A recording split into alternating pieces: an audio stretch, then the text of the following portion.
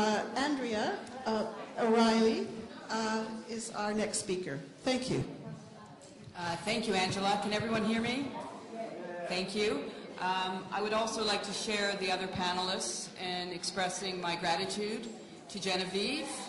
I know we're all deeply indebted to her generosity and her wisdom, and thank you for inviting me to be part of this panel. In my bio, I'll just speak briefly to this, but yesterday, my organization, which is the Motherhood Initiative for Research and Community Involvement, we've hosted the last 2 days a conference in this building as well, and on the Thursday it was actually shared with the Gift Economy people, so it was a great opportunity for my organization to share and meet people from this organization, so I thank you for that. I do want to say, if you are interested in our organization, we are, as Genevieve certainly knows, we're a non-funded feminist organization. We were founded in 1997, the Motherhood Initiative, and we are the first and still only feminist organization on motherhood in the world. We are both activists and academic. So certainly if you're interested, we do two conferences a year, one in Toronto and one internationally. Next May we will be in Athens. In addition to that, I am the publisher of the first feminist press on motherhood, founded in 2006, and it's called Demeter Press, I think appropriately enough. And as I said, we were founded in 2006, and this week we published our 64th title, and we have another 15 planned for this year. Thank you.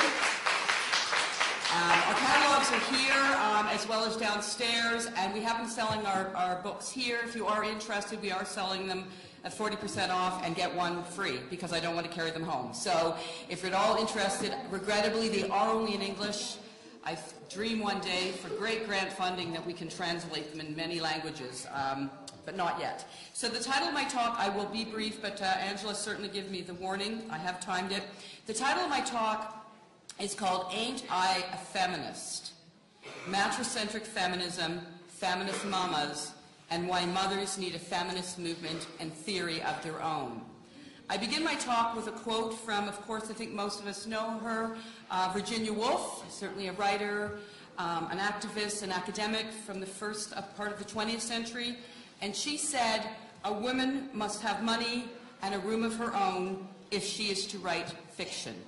So I use this epigraph as the framework for my argument that mothers need a feminism of their own. So this, as I said, will situate my argument. For the last 3 decades, I have spent my life, both in theory and practice. I'm a mother of 3, trying to do feminism as a mother and to do mothering as a feminist. Now, what this paper will briefly, very briefly, consider and argue that feminism has developed as an intellectual field since the mid-60s in universities across the globe, and in so doing it has incorporated various and diverse perspectives.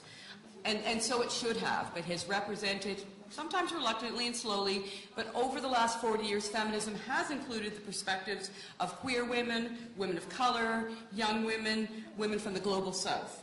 More work needs to be done, I agree to that, but nonetheless, if you open up a textbook now, an Intro to Women's Studies, you will have a chapter on queer feminism, you will have a chapter on global feminism, you have a chapter on womenism, feminism for women of color. You still will not find anywhere in any introduction text in the world a chapter on mothers in an Introduction to Women's Studies feminist theory text, right? That needs to be changed. So obviously. So what I've tried to do, and what my work does, both as a scholar and an activist and a mother, is to develop and transmit a feminism for and about mothers. I have turned this, and this may not translate well, I have termed this feminism a matricentric feminism. And I will argue that I believe that this field of feminism must be given the same legitimacy and autonomy as other feminist schools of thought in the academy and obviously more globally. In 2011, I published a book on the 21st century motherhood movement. There's actually a chapter by Genevieve on this organization included. In that introduction, I spent close to 90 pages defining feminism. I won't share those 90 pages here.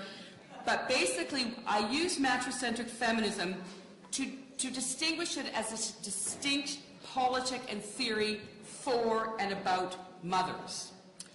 And here I'm borrowing from a wonderful Anglo-American literary critic, and she used the term gynocentric to signify a woman-centered perspective. I use the term matricentric to denote and designate a mother-centered standpoint, and to emphasize it and argue that it is a long overdue and urgently needed mode of feminism. It's been said that motherhood is the unfinished business of feminism. And we could talk for weeks, months on that, but one example alone. Many women have made significant gains over the last 3 to 4 decades, and we could list them with much accomplishment and pride. However, mothers, far less so. One example, mothers in the paid labor force find themselves mummy-tracked. They make 60 cents for every dollar earned by full-time fathers. And this is an interesting stat, today the pay gap between mothers and non-mothers is now larger than the pay gap between men and women. The pay gap between mothers and non-mothers is now larger than the pay gap between men and women. And while the glass ceiling and the sticky floor, that feminists use those terms, that have prevented women from advancing in careers, most scholars now say it's the maternal wall that prevents women's progress in various professions globally. And I share a quote from Anne Crittenden. I hope it translates well. Many childless women under the age of 35 believe that all the feminist battles have been won. But as she continues, once a woman has a baby, the egalitarian office party is over. Now, a discussion for this stalled feminism for mothers is certainly beyond the scope of this paper. But what I wanted, my time that remains, I want to share a few points of discussion that will move us forward. I want to emphasize and argue that the category of mother is distinct from the category of women, and that many of the problems mothers face today, socially, economically, politically, culturally, psychologically, are specific to women's role and identity as mothers. Indeed, mothers remain oppressed under patriarchy as women, but also as mothers. Consequently, mothers need a mother-centered or matricentric mode of feminism, organized from and for their particularly work and identity as mothers.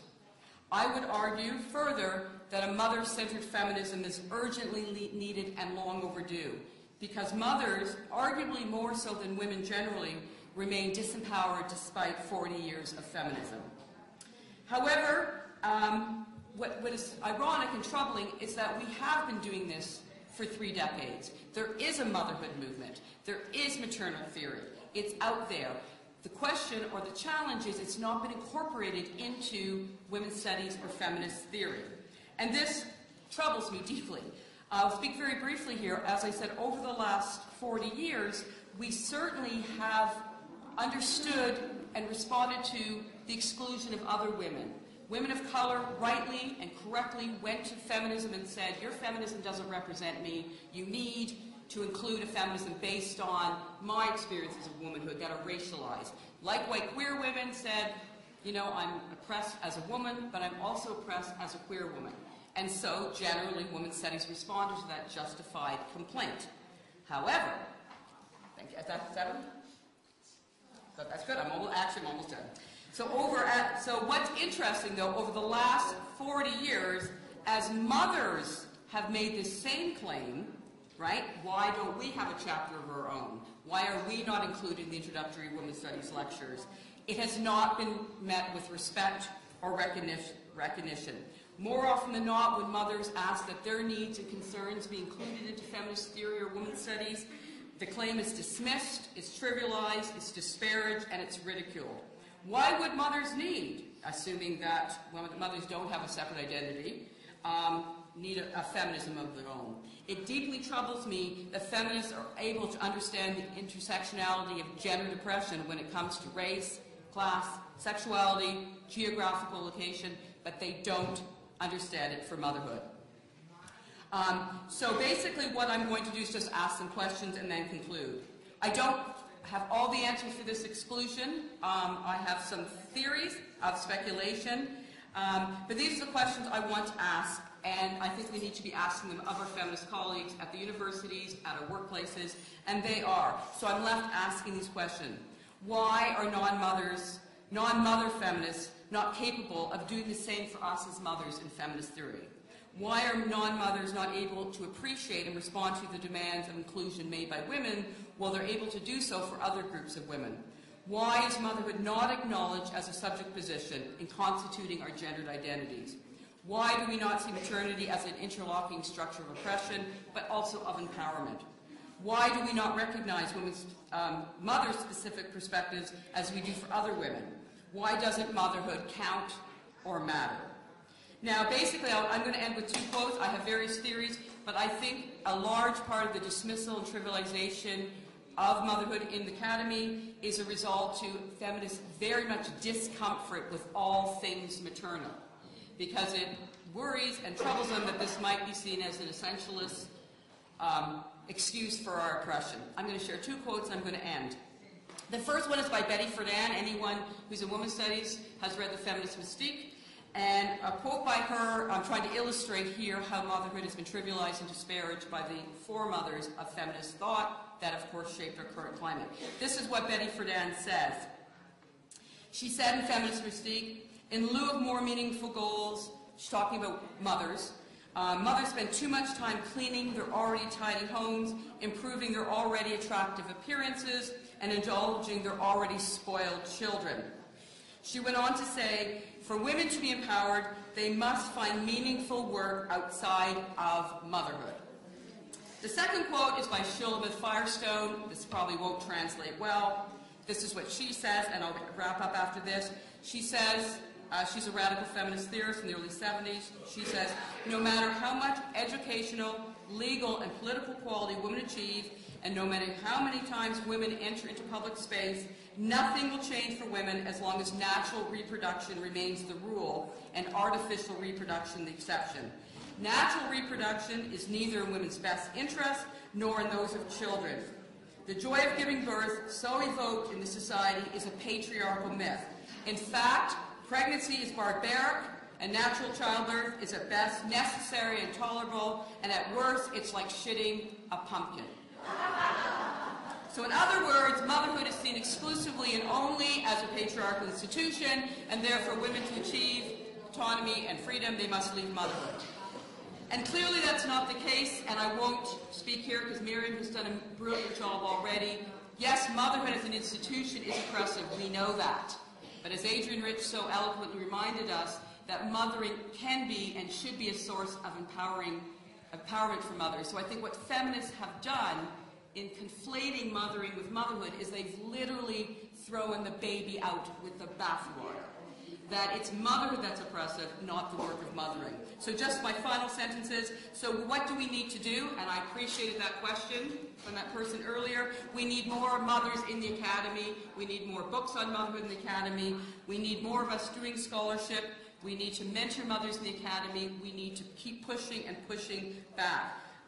So just to end on a more positive note, I said, despite being motherhood being marginalized in the academy, if not outright ignored, we do already have a feminist theory and activism of our own as mothers. This room obviously attests to that. It does exist.